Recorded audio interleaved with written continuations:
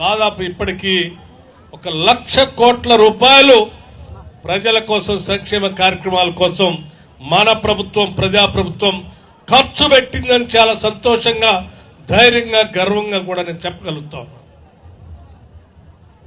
ఇవన్నీ కూడా ప్రజల కోసం చేసే కార్యక్రమాలు. ఇవి చేస్తూనే ఇంకో పక్కన ముఖ్యమైనటువంటి ఆలోచన కూడా ఈరోజు రాష్ట్ర ప్రభుత్వం ఆలోచన చేస్తాం. పిల్లల్ని చదివించాలి, ఇళ్ళు ఇవ్వాలి, బియ్యం ఇవ్వాలి, గ్యాస్ సిలిండర్ ఇవ్వాలి, మహిళలు తిరగడానికి చేసేటువంటి ఉచిత బస్సు ఇవ్వాలి, వడ్డీ లేని రుణాల కోసం 1,00,000 కోట్ల 5 సంవత్సరాల్లో వడ్డీ లేని రుణాలు ఇవ్వాలి. ఇవన్నీ చేస్తూ కూడా అభివృద్ధి కార్యక్రమాలు కూడా చేపట్టాలి. అందులో భాగంగానే ఈరోజు హైదరాబాద్ నుంచి ఈ కొల్లాపూర్ శాసనసభ నియోజకవర్గం నుంచి సోమశిల మీద నుంచి అవతలకి ఆంధ్రాకి నంద్యాల వరకు పెద్ద ఎత్తున ఒక రోడ్డుని వేస్తూ ముందుకు పోతా ఉన్నాం. దాంతోపాటు ఈ ప్రాంత అభివృద్ధి కోసం ముఖ్యంగా టూరిజం మంత్రిగా ఈ ప్రాంత అభివృద్ధి కోసం ఈ పరిసర ప్రాంతాల్లో నాగర్ కర్నూలు నియోజకవర్గం జిల్లాతో పాటు రాష్ట్ర వ్యాప్తంగా ఉన్నటువంటి అనేక టూరిజం ప్రాజెక్టుల సైట్లని ప్రపంచాన్ని ఆకర్షించేటట్టుగా, తెలంగాణ ప్రపంచాన్ని ఆకర్షించేటట్టుగా ఒక అద్భుతమైనటువంటి ప్రణాళిక, టూరిజం ప్రణాళికని తయారు చేసుకొని ఈ ప్రాంతం నుంచి ప్రజాప్రతినిధిగా ఉన్నటువంటి మంత్రి గారు జూపల్లి కృష్ణారావు గారు ఒక ప్లాన్ తయారు చేసి ముందుకు పోతా ఉన్నాం. దాంతోపాటు ఈ రాష్ట్రం మనం తెచ్చుకోవటం కోసం బాగా ఆలోచన చేసి నీళ్లు రావట్లేదని ఆలోచన చేసి తప్పించి మనం రాష్ట్రాన్ని తెచ్చుకున్నాం.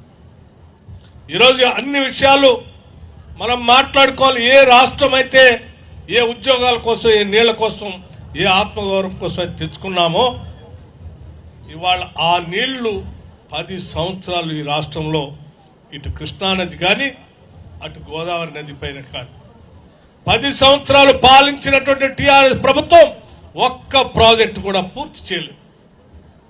ఇవాళ కృష్ణానది పైన మనం ఒక్కసారి ఆలోచన చేస్తే జూరాల నుంచి మొదలు పెడితే, జూరాల ప్రాజెక్ట్ దగ్గర నుంచి మొదలు పెడితే అది నెట్టెంపాడు కావచ్చు, కోయల్ సాగర్ కావచ్చు, భీమా కావచ్చు, కలవకుర్తి లిఫ్ట్ ఇరిగేషన్ కావచ్చు, శ్రీశైలం ప్రాజెక్టు కావచ్చు, ఆ తర్వాత ఉన్నటువంటి నాగార్జున సాగర్ కావచ్చు, ఏ ప్రాజెక్టు తీసుకున్నా ఆనాటి కాంగ్రెస్ ప్రభుత్వాలు మొదలుపెట్టి ముందుకు తీసుకొని పోయినాయి తప్ప ఏ నీళ్ల కోసం వచ్చే ప్రత్యేక రాష్ట్రం కావాలని తెచ్చుకొని కొట్లాడి తెచ్చుకున్నామో ఆ రాష్ట్రం పాలించిన 10 సంవత్సరాల్లో టీఆర్ఎస్ పార్టీ ఒక్క ప్రాజెక్టు కూడా కృష్ణానది పైన కట్టి పూర్తి చేయలేదు.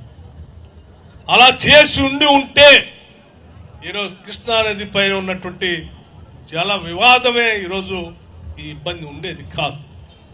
వాళ్ళ కింద ఉన్నటువంటి ఆంధ్రప్రదేశ్ ప్రభుత్వం మాట్లాడితే లేచిన దగ్గర నుంచి బనకచెర్ల కడుతున్నాం, లేకపోతే నీళ్ల కోసం వాళ్ళు రకరకాలైనటువంటి కుట్రలు చేసే కార్యక్రమం నడుస్తూ ఉంది. ఇప్పుడే కృష్ణారావు గారు చెప్పారు. జూరాలకి శ్రీశైలం మధ్యలో ఉన్నటువంటి ఒక ప్రాంతంలో చిన్న అడ్డుకట్ట కడితే, అంటే ఒక డ్యాం కడితే ఒక గ్రామం కూడా మునక్కుండా ఈ ప్రాంతానికి నీళ్లు ఇవ్వటానికి అవకాశం ఉంది. జూరాలకి శ్రీశైలం మధ్యలో, అంటే రాయలసీమ లిఫ్ట్ ఇరిగేషన్ ఏదైతే పెట్టుకున్నారో ఆంధ్ర వాళ్ళు, దానికంటే పైన ఉన్నటువంటి ఈ ప్రాంతంలో మనం ఈ అడ్డుకట్ట కట్టుకుంటే నీళ్లను పెద్ద ఎత్తున మనమే తీసుకోవడానికి అవకాశం ఉంటుందని చెప్తా ఉన్నారు. ఎందుకు ఆలోచన చేయలే మీరు? 10 సంవత్సరాలు ఈ రాష్ట్రాన్ని తెచ్చుకున్నదే ఈ ప్రాంత ప్రజలకు నీళ్లు ఇవ్వటానికి కదా. ఎందుకు ఆలోచన చేయలేదంటే మీరు కేవలం ప్రాజెక్టుల పేరు మీద రీడిజైన్ చేసి దోపిడీ చేసుకుందాం అనేటువంటి ఆలోచన చేశారు తప్ప ఈ ప్రాంతానికి నీళ్లు పారిద్దాం అనేటువంటి ఆలోచన చేయలేదు.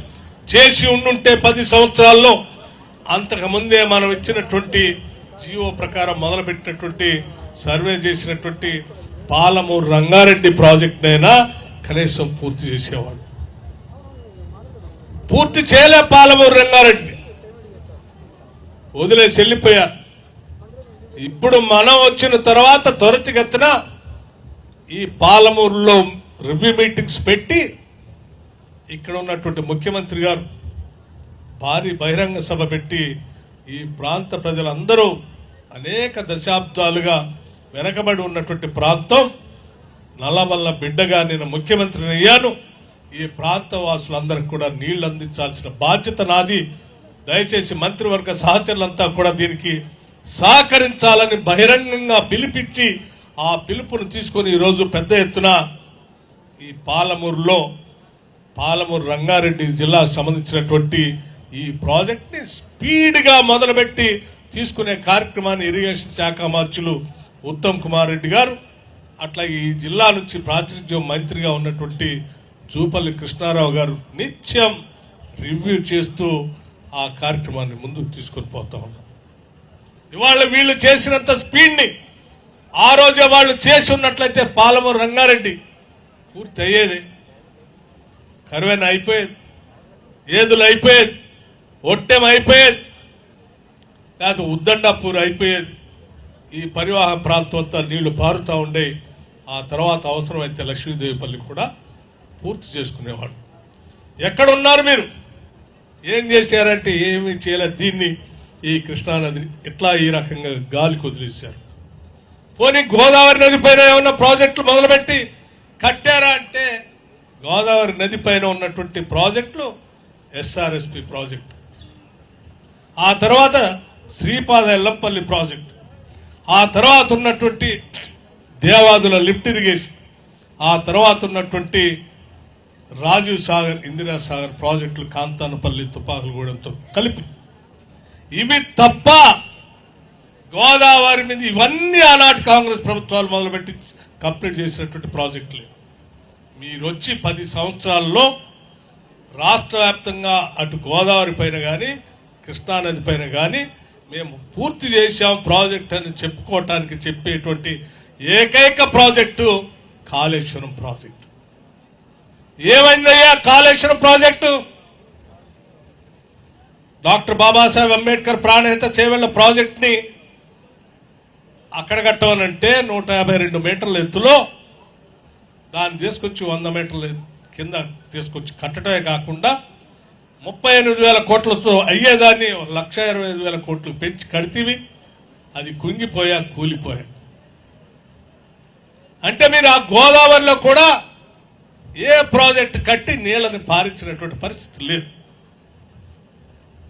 ఇవాళ అందుకే ఆంధ్రాలో ఉన్నటువంటి ఒక పెద్ద ఆయన మాట్లాడుతా నేను బనకచెర్ల కడతా. నువ్వు పూర్తి చేసి ఉంటే అంబేద్కర్ ప్రాణహిత చేవెళ్ల పూర్తి చేసినా, లేకపోతే దేవాదులు పూర్తి చేసినా, లేకపోతే సీతమ్మ సాగర్ నువ్వు చెప్పి రీడిజైన్ చెప్పినటువంటి సీతారామ ప్రాజెక్టు పూర్తి చేసినా, ఇవాళ ఆయన నా ఫ్లడ్ వాటర్ నీళ్ళిది వృధాగా సముద్రంలో పోయే నీళ్లే కదా, పోలవరం తర్వాత వృధాగా పోయే నీళ్లే కదా, మేము కట్టుకుంటే మీకెందుకు బాధ అంటున్నాం. అవే వృధాగా పోయే నీళ్లు కాదు,